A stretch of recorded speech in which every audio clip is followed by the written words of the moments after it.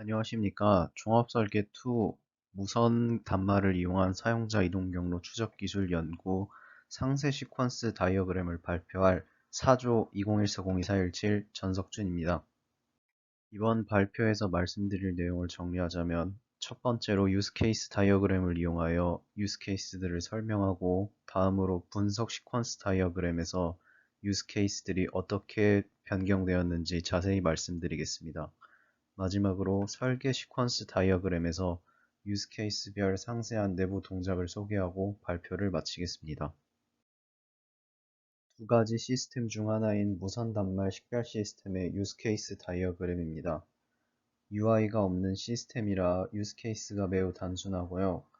각 무선 단말 식별 시스템은 무선 단말 식별, AP 데이터 수신, 패킷 데이터 가공, 패킷 데이터 수집의 유스케이스로 이루어져 있습니다. 다른 하나의 시스템인 무선 단말의 이동 경로를 추적하는 애플리케이션의 유스케이스 다이어그램입니다. 지난 발표에서 말씀드렸듯이 유스케이스들이 많이 통합되고 수정되었음을 알 수가 있습니다. 모든 유스케이스에서 이용자와 DB가 통신을 하는 것을 볼 수가 있습니다. 다음으로 분석 시퀀스 다이어그램에 대해서 말씀드리겠습니다. 분석 시퀀스 다이어그램은 종합설계 1과 똑같으므로 자세한 내용은 생략하고 변경점만 말씀드리겠습니다. 가장 위에 3개인 애플리케이션 초기 화면 구동, 지도 상호작용 1번, 2번은 3개를 합쳐서 애플리케이션 시작 화면 출력 유스케이스로 변경하였습니다. 지도 상호작용 1번은 지도 확대 및 축소고, 상호작용 2번은 지도를 이동하는 기능인데요. 이 두 가지가 API를 이용하여 하는 거기 때문에 그냥 하나의 유스케이스로 합쳤고요. 3.8번 단말을 점으로 표시하는 기능은 단말의 위치를 상세히 표현할 수가 없기 때문에 감지된 AP의 위치를 표시하는 기능으로 변경하였습니다. 그리고 팝업 메뉴 표시 기능은 삭제했고요. 대신 새 유스케이스로 단말들의 목록을 표시하는 기능을 넣었습니다. 그리고 단말 선택 및 조회 기능은 팝업 메뉴의 하위 기능에서 빠져나와서 단말 리스트의 하위 기능으로 변경되었고요. 단말 경로 재생 및 접촉 단말 표시들은 삭제되고 단일 단말의 경로를 표시하는 기능만 남아서 이 경로를 재생하는 유스케이스가 아니라 단말이 감지된 모든 AP의 색깔을 변경하는 기능으로 바뀌었습니다. 마지막으로 상세 설계 시퀀스 다이어그램에 대해서 소개드리겠습니다. 처음으로 패킷 데이터를 수집하는 모듈인데요. 이 유스케이스에서는 디바이스 아이덴티파이 객체가 AP에서 데이터를 받아서 PKTOP, 패킷 오퍼레이션 객체를 호출하면 와이어샤크를 실행시켜서 데이터를 수집하는 모듈입니다. 이 모듈은 실제로 제작했을 때 리눅스 환경상 프로그램이 안정적으로 구동하지가 않고, 그리고 결정적으로 그냥 와이어샤크 프로그램을 켜서 직접 수집하는 게 훨씬 쉽고 안정적이었기 때문에 실제로 사용하지는 않는 모듈입니다. 다음으로 패킷 데이터를 전처리하는 모듈을 소개하겠습니다. 사실 이 모듈은 교수님의 피드백 하에 수정 중이기 때문에 지금은 현재 이 방식으로 기동하지 않지만, 혹시 이 버전으로 돌아올 수도 있고 수정 중인 모듈은 어떻게 구동하게 될지 알 수가 없기 때문에 이 버전으로 소개해 드리도록 하겠습니다. 첫 번째로 식별 시스템 메인 객체인 디바이스 아이덴티파이가 패킷 프로세스 함수로 패킷 오퍼레이션 객체를 호출합니다. 이후 시퀀스 프록, 시퀀스 넘버를 전처리하는 함수가 실행되면 시퀀스 번호가 원래 0부터 4096을 반복하는데 이 사이클을 반복하지 않도록 일정 배수를 곱하여 수정합니다. 다음으로 PKTOP 객체는 init_make_names 메서드를 통해 패킷 데이터스 객체를 호출하는데요.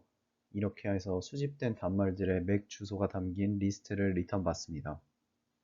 다음으로 pktop 객체는 make directory 함수를 통해서 packet files 객체를 호출하는데요. 이렇게 해서 학습 데이터들을 저장할 폴더를 생성하고 다음으로 init csv names 함수를 사용해서 생성될 CSV 파일의 이름을 리턴받고 다음으로 make packet csv 함수를 호출해서 패킷 데이터가 저장될 시간을 10분 단위로 분할되어 이름 붙여진 CSV 파일들을 생성합니다.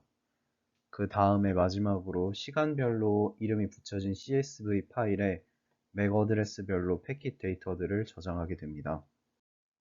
다음으로 시간별로 분할된 CSV 파일들을 참조해서 맥 주소별 패킷 데이터 중에 시퀀스 넘버 증가량과 길이, 레이블을 변수에 저장합니다.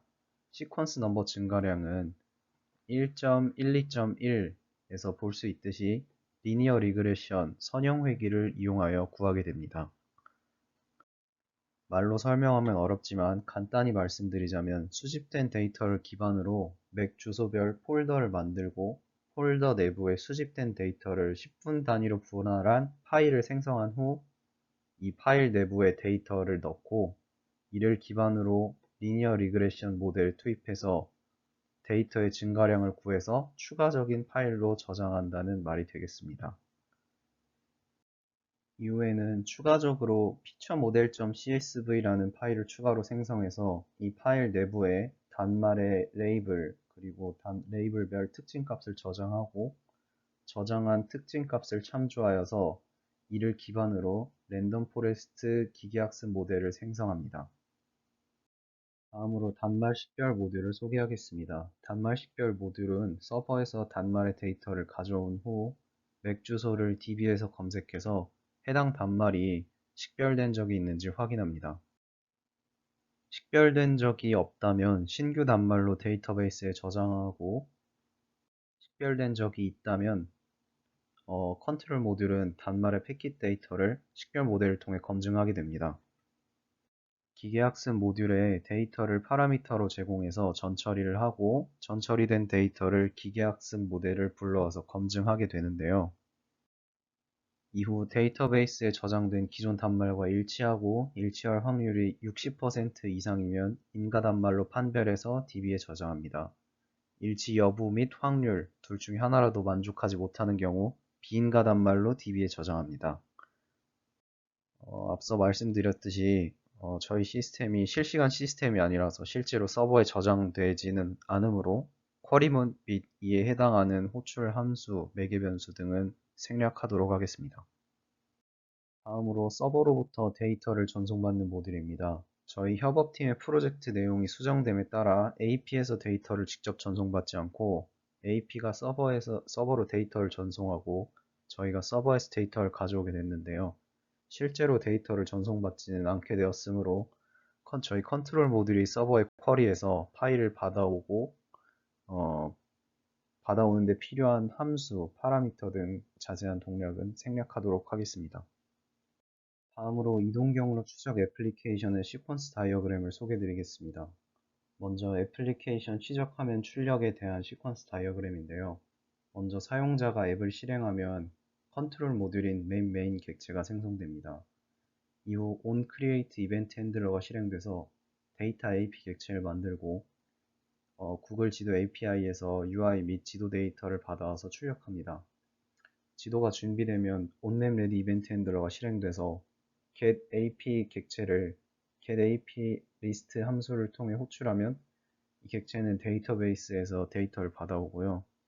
이후 printAPList 함수가 실행되어서 받아온 데이터를 지도 위에 출력하고 프린트 UI가 실행돼서 저희가 만든 UI를 지도 위에 출력하면 이벤트 핸들러가 끝나고 앱 실행 초기 화면을 볼 수가 있게 됩니다. 다음으로 선택된 단말의 위치 표시 시퀀스 다이어그램입니다. 사용자가 단말 목록 UI를 통해서 한 단말을 선택하면 이벤트 핸들러가 발동되어서 printDev location 함수를 실행합니다. 컨트롤 모듈은 이에 따라서 데이터 데브 객체의 단말 데이터를 요구하고 데이터 데브 객체는 데이터베이스에서 이를 얻어와서 반환합니다. 이후 메인 모듈은 이 정보를 가지고 이 정보를 파라미터로 데이터 AP 객체에 AP 정보도 요구하면 데이터 AP 객체는 데이터베이스와 통신해서 단말별로 AP 정보를 받아오게 됩니다. 받아온 정보를 통해서 저희 컨트롤 모듈이 이가 감지된 AP의 색깔을 바꾸고 단말의 상세 정보를 출력하면 이벤트 핸들러가 종료되게 됩니다. 다음으로 단말들을 리스트로 표시하는 시퀀스 다이어그램입니다. 먼저 사용자가 지도 화면에서 리스트 모드 버튼을 선택합니다. 그러면 이벤트 핸들러가 실행되어서 print dev locations 함수를 실행합니다. 컨트롤 모듈은 이에 따라서 데이터 dev 객체에 단말 데이터들을 요구하고 객체는 데이터베이스에서 이를 얻어와야 반환합니다. 메인 모듈은 이 받아온 정보를 파라미터로 데이터 AP 객체에 AP 정보들을 요구하고 데이터 AP 객체가 데이터베이스와 통신해서 단말별 AP 정보를 받아오면 받아온 정보를 이용해서 컨트롤 모듈이 단말 정보 및 감지된 AP 정보를 글씨 형태로 나열하고 이벤트 핸들러가 종료되게 됩니다. 다음으로 단말 조회 시퀀스 다이어그램입니다.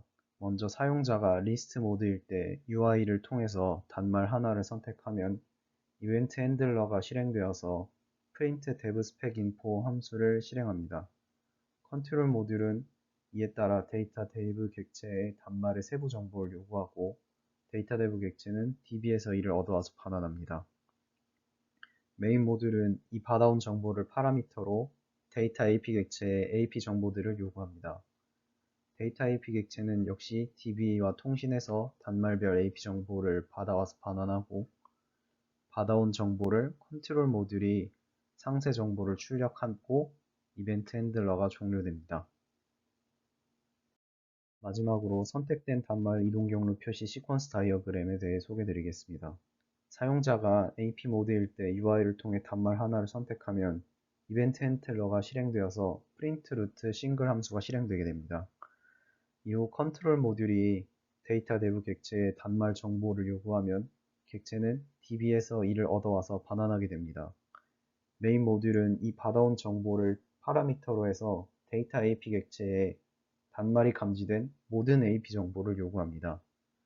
데이터 AP 객체가 DB와 통신해서 그 정보를 받아오면 받아온 정보를 이용해서 컨트롤 모듈이 단말이 감지된 여러 AP의 색깔을 바꾸면 이벤트 핸들러가 종료되게 됩니다.